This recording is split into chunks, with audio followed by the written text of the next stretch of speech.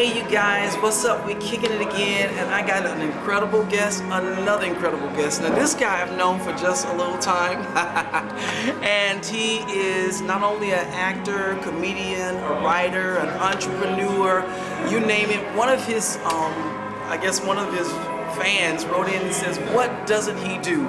Well, this guy's an inspiration to me, and ladies and gentlemen, this is Stevie Mack. What's up, Stevie Mack? Stevie Mack's in the house.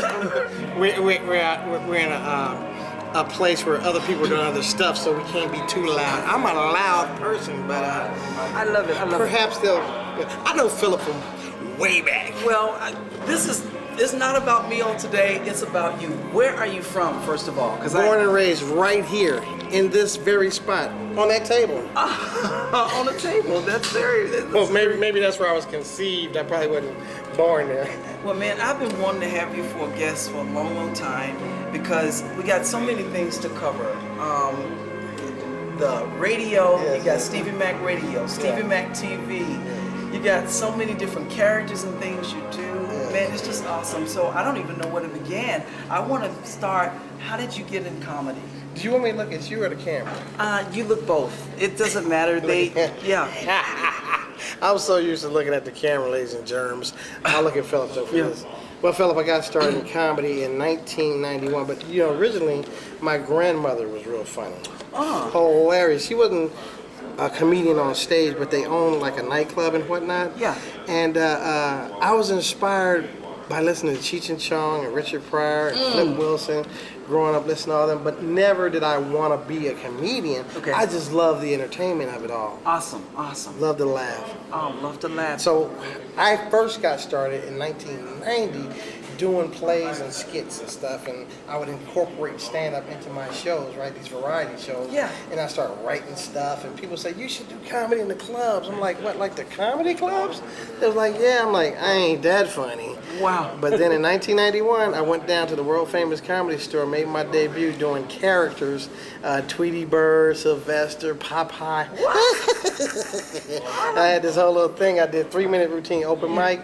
People were laughing, man, and I fell in love with it. I was like, wow, that's a natural high right there. Wow, so when you were, was it like in high school, elementary school, did you have some aspect of, I wanted to perform, or did it just happen in the 90s and then you just suddenly, how did it happen? Well, I've always been on stage, but not so much on stage as a talent. Now, when I was 12, I was with the Young Saints Academy, singing, dancing, and choreography. Wow. But I more so hid out on stage, behind all the other people, because I was embarrassed, and shy and stuff like that. But not shy in terms of when it was coming to women. Yeah. And selling weed. That's what I was doing in high school. Ooh. I sold weed. I was a weed man. I sold joints. I would put everything in there. You get like stems, seeds, everything to make them fatter, extra paper. You buy a joint from me, you could recycle that bad boy. Watch out, Make watch some out. money off of it. I love it. So fast forward to now, and it's all these different things that's going on. No. I know, because I know you got a one-man show. I want you to talk about that, but I don't even know there's so many things that you could talk about. Well, let's start with the basics. First of all, when you visit StevieMack.com, StevieMack.com, what you're going to see there is on the very first page my one-man show, Diary of a Crackhead, which details my life rising up to the ashes like a phoenix from a life riddled with pimps, drug dealers, drug addiction, insane asylums, and one crazy family, quite frankly, and I survived all that. And so it's a testimonial to that. Hilarious, got a standing ovation. Yeah. The last show, the next show is July 18th, Monday night, 18th 8 is not the p.m. 11th? At the Hollywood Improv. No, it's July 18th. Okay. The last show was June 20th. Okay. But StevieMack.com will tell all that stuff. Now, let me ask you about this, because this is the Diary of a Crack Man. Crackhead. Let me get that, a crackhead. Stevie Mack's Diary of a Crackhead. Stevie Mack's Diary of a Crackhead. This is actually about your life. Yes. Oh, wow. It's a one-man show. It's a 90-minute one-man show, and it's listed as a tragic comedy because there's a lot of tragedy involved, but I tell it in a funny way. Wow. So we can laugh at our problems, we easier to overcome them. Awesome. So when you were actually writing this, was it difficult writing it up, even finding the comedy elements of it? What was it like? I mean, because sometimes when you're reliving things that, people put the past is gone. I don't want to think about the past. I want to go forward. but you are actually dealing with it to go with it in a positive way and touch people's lives. And I think that's something that you do anyway in your comedy stuff. But that's what I was what gonna was say. it like? What was it like? Well, as you know, Philip, I've always used comedy as a tool and not as a weapon. I use it as a tool to heal folks. It's a blessing for me to have comedy.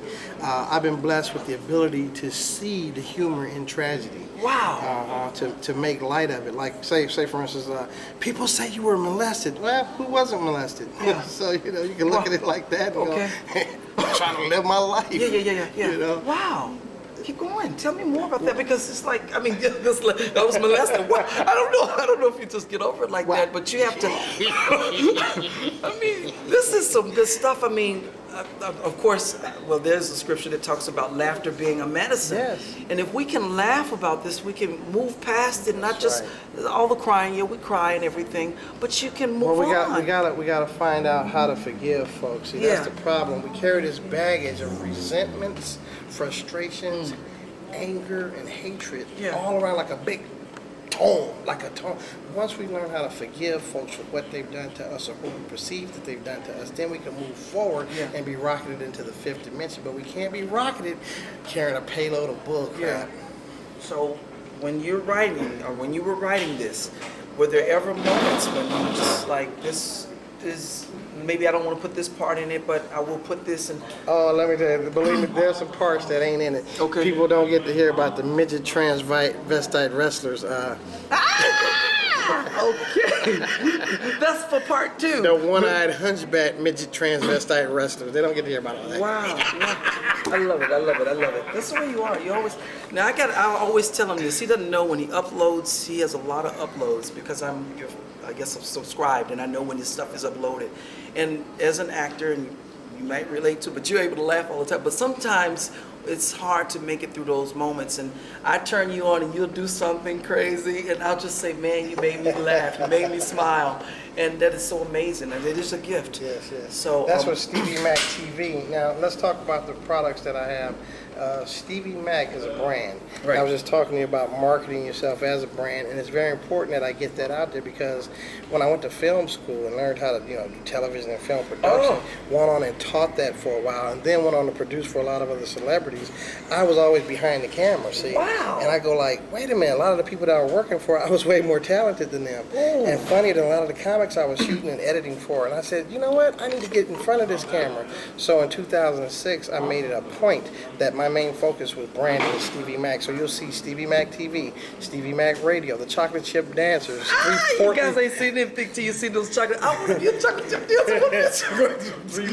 It's so funny. Three portly men dancing to Beyonce's song. And we went on KTLA. Finalists for the $10,000. We won. I voted. We won the first round of the first show ever on VH1 Dance. Y'all should have taken that, man. We did win that. We won $5 grand. Got kicked off of country music television for being too black and maybe too fat. But it's so funny. I don't know what they get. Yeah, they didn't get it. We got millions of hits. I'm just saying, people love the Chocolate Chip Dancer. But that's just one of the facets of me. I'm like a diamond that's steadily being faceted. And then the characters. Why do you come up with all these characters? I mean, I thought I did a couple of characters, but man, you take the cake. The characters are all part of my psyche. They're all locked inside of me, and they all come out. Montel Jackson, Big Mike, the Reverend Al. I'm just saying, there's so many different characters locked in. And I let them come out on Stevie Mack at Night, the TV show. And they come out on Stevie Mack TV. They come out on Stevie Mack Radio. And they're coming out in Englewatch, the animated series that I'm doing. So, all those products are at StevieMack.com. Man, I'm with the writer who wrote in and said, what don't you do? Now, because the film school, the editing, the writing, the performing, which part do you feel most at home? Well, I feel most at home being myself. Whenever I'm in control of my creativity, with creative control, when I get a whim and I say, I want to create this new character. I got some new characters this new show called Finister McSinister. Oh my goodness. And it's just like me warping faces but doing different voices behind those characters. When I get an idea, I want to to send it to market, and that's what the internet has allowed us to do. Yeah. Has allowed us to create our own product and greenlight our own stuff. So Yeah. with that happening, man, I am a phenomenal force moving forward. With Stevie Mack at the forefront. That's why it's Stevie Mack's Diary of a Crackhead. I had it Diary of a Crackhead at first, and I gotta tell you, you know, growing up in a drug-infested environment, riddled with gangs and pimps and pushers and all that, and doing every drug in the book, going back and forth to jail, not knowing where my life was going. Once I got saved and rescued and pulled up out of that, I used all that as fodder for everything I do now. Even Pimps in Suburbia, my TV show, about pimps who got out the game and are now living in suburbia, working as gynecologists, bankers, doctors, playing tennis and chess and golf. Well, I like this idea of taking something negative, turning it positive, and not only doing that, but encouraging others. And being so, and it just never stops. The idea of this creative, you know, they say that we don't use so much part of our brains, but Stevie, not only are you using your brain, you're using everything, man. I mean, from every aspect. Talking about wearing hats, man. I'm just so moved. I mean, I feel so like I get inspired. And it just makes me want to keep going, and it makes me laugh and everything, man. And like, what would you tell somebody? Because you have gone through maybe a struggle or whatever, but it didn't stop you. People think that, you know, if you fall down or whatever, but you're saying you get up, you keep moving, you take that, and you could even use that to encourage somebody else. Man, this is a lot of stuff going on. I am a loss for words, but I just know that you've always been this is where I've always known you, just inspiring and pulling. And even things off camera that you have helped me with, and you're just an inspirer. I mean, what is it? I'll tell you, the lesson of it all is it's not how you fall down, it's how you get up. Yeah. And people learn how to get up, brush themselves off, and move forward because persistence is omnipotent. You ever notice that you see a bunch of people and they're not really even talented, and they get these TV shows, and they're persistent. They're persistent. You go on, like, look at Jennifer Hudson's a prime example. Yeah. Won on American Idol. Simon told her she wasn't talented, kicked her off. The very next year she went on to win an Oscar. Look at that. So That's what I'm talking it ain't about allowing people to define who you are and what you're about. Yeah. You have to define it and have that in your center of yourself that this is what I'm about, and I'm gonna drive forward in spite of anything, all the obstacles. You know, so it's really about when they close one door, kick it back open. Yeah. I love it. I love it. Find a window. But a lot of people are so busy looking at the door that's closed that they don't see the window that's open.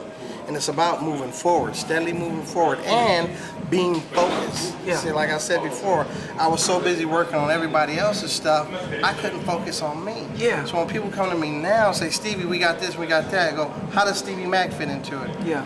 Because that's my focus right now. Yeah. And it's like, I have to be like, come hell or high water, Stevie Mack is my main focus. He's my client, he's my product, and that's what I'm selling. Used to be crack, but now it's Mac. I love it. Now it's Mac, Stevie Mack. I love it, man. M-A-C-K, get it right, right? Oh man, that's so many different things. I don't even know. Last time we were talking, you were auditioning because you've done commercials and things. So you do film, television, everything. This is awesome. Do you have any film things that you're working on? Oh my God. Do you write scripts for that as well? Yes, let me tell you, I have a folder at home, and I call this my 90-minute movie folder. You know, anytime I get an idea for a movie, I write down the whole synopsis of what that movie is about from beginning, middle, to end. Not the whole script, but just the idea, and stick it in that folder. And I go, when I make money, and my name becomes a household name, and I could greenlight projects, I'm going to pull that folder out and start making movies. Oh wow. Because before I had it backwards, I'm gonna try to do all that first. And you gotta find out what works, which iron in that fire is gonna get the hottest, the fastest. And the one that I found out is putting this talent out there first. Put the talent out there, get the name out there, put the talent out there, get the name out there. When people start recognizing it, that's when the billing starts coming and the money starts coming, right? And then you can finance your own projects and put them out there and not care who says what, because tomorrow is not guaranteed. I'm trying to do everything I can today, and today is Tuesday, right? Yeah, today. And what time is it? I don't know. Because I'm going to have Philip Bill on Stevie Mack Radio right after this interview. Oh, I love it. I can actually come and be on your radio show. This is awesome, man. You threw me totally, completely off. But you got Stevie Mack Radio, Stevie Mack TV, and then you have all of these different things. It's just amazing. Then the skits, you do little skits on the Stevie Mack TV. There's some crazy stuff going on, man. What is it like working with the chocolate chip dancers? I want to be a chocolate chip dancer. I gotta tell you, man, the chocolate chip dancers. We met on the set of BET. We went for an audition. We never knew each other, right? Yeah. And I choreographed our dance routine that day because it was a punk type of show, right? Where this guy thought he was going to be, some girls were going to come out and dance, lap dance for him. Yeah. And we came out dancing with our shirts off and bow ties, right? And so I choreographed that routine that day. We did it. That show never saw the light of day, but we knew we had something. Yeah. So we connected, exchanged phone numbers, and I brought him over to my house. We had a meeting, and we did a music video. Yeah. To Single Ladies. We put it out there, man. I saw it. It's crazy. It's crazy. Hundreds of thousands of hits on YouTube, went viral. Yeah. And with that, from that, we did the Doritos Super Bowl commercial. We did the VH1. We did country music television, MTV, Channel 5, KTLA. And now we're working on a pilot for a chocolate chip dancers. That is so cool, chocolate chip dancers dancing off the fat or something like that. So. Oh, man. I wasn't supposed to talk about that yet. But we also got another one. You heard it here first. You heard it here first. We got another pilot about us being crime fighters. That's all I'm going to say about that. Oh, Three man. big crime fighters. Oh, man, I have to get all three. Bring you back and, Yeah, just as that group. Oh, man, I just love it. I love it. Well, Stevie, man, I hate to just let you go, man, but, this is just amazing because we didn't go into talking about so much stuff because you're just an inspiration. Thank you. Ladies and gentlemen, you're going to be able to find everything about Stevie Mack Radio, Stevie Mack TV, and about his show that I will be at. What is that day? July 18th? July 18th. July 18th. I'm going to be there, and you got to come on out. We're going to come. You got to support this brother. It's amazing. All of this information is going to be right down here at the tag where you can get all the information. Yeah, right, just right there. And Stevie Mack, I got one thing to say. Thank you for kicking it with me. Yeah. Subscribe. Hit the subscribe button up there, too. I love it. I love it.